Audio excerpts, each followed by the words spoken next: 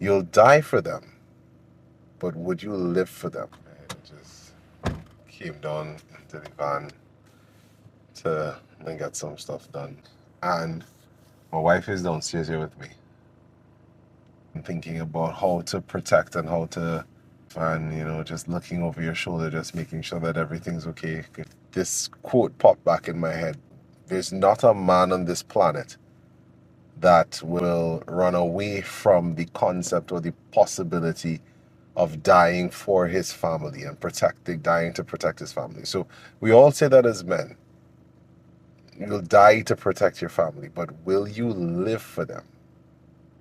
You'll die for them, but would you live for them?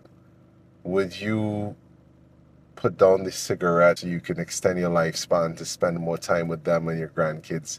Would you eat healthier, go to sleep earlier, stop stressing?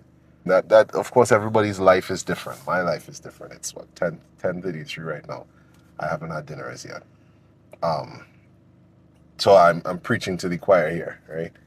But we say that we'll die for them. How about we start doing things to live for them? Because we have one life on this earth, and it's imperative that we do what is necessary to preserve and extend as long as we can. You want to be able to see your grandkids. You want to be able to walk your daughter down the aisle. So many things that as men we want to be able to enjoy and participate in, but you can't do that from the grave. So in the conquest to protect to the extent of death and dying for them, how about we focus a little bit as well on living for them? And again, I'm preaching to the choir here, because there are things and habits that I need to change. A couple of years ago, I had a high blood pressure incident, and that's actually one of the triggers that got me into the gym. So let's not wait for those triggers to get us to a place of compliance. Let's live for our families today.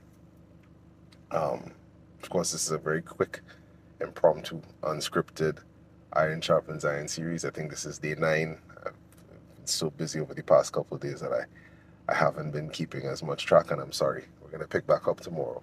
But this is the Iron Sharpens Iron series, day 9. In case you haven't heard it, we need you here. I am glad that you're here, which is, of course, supplemented by the context of this message. I'm really glad that you're here, and somebody else is glad that you're here as well, right? I love you with the love of God. This sharpen you. Tap in tomorrow, should the Lord tarry, where we come back for another Iron Sharpens Iron series and build up one another. Like, share, follow, subscribe, send it to somebody who also needs to be sharpened. Let's take care of each other. Take care, bro.